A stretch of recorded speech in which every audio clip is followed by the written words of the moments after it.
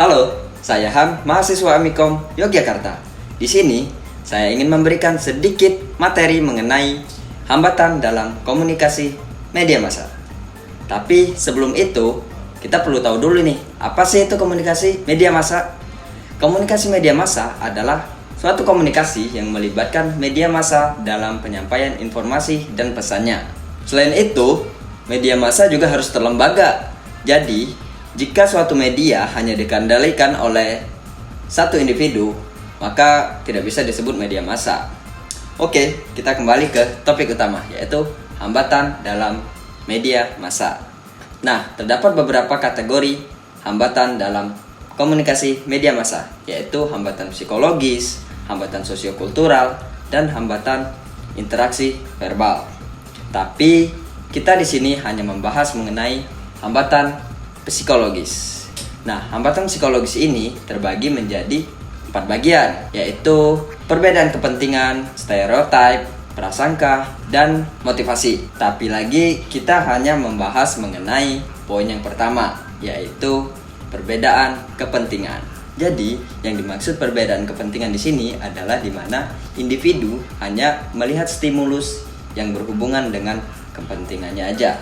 Karena audiens dalam komunikasi massa bersifat heterogen, di mana agama, jenis kelamin, usia, pendidikan, pekerjaan, dan latar belakang yang berbeda mempengaruhi ketertarikan dan kepentingan audiens dalam memilih informasi. Simpelnya gini, ketertarikan dan kepentingan sangat mempengaruhi audiens dalam memilih dan menerima informasi atau pesan. Nah, jika komunikator media massa ingin informasi atau pesannya sampai kepada banyak audiens, maka penyusunan pesan atau informasi harus disusun rapi sehingga akan menimbulkan rasa ketertarikan kepada audiens, walaupun itu di luar kepentingan audiens atau bukan sasaran dari media massa.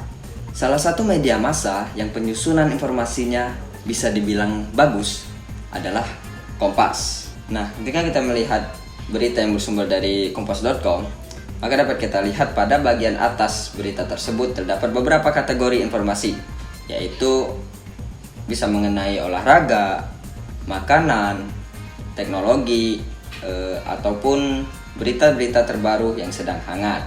Nah, hal ini membuktikan bahwa ketertarikan dan kepentingan audiens dalam komunikasi massa bisa berbeda-beda.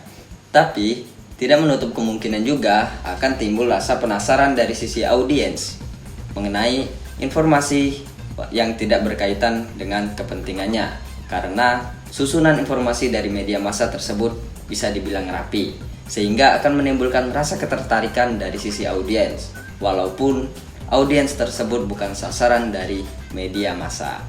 Oke, untuk kali ini mungkin cukup sekian. Terima kasih. See you next time. Bye. Out, man.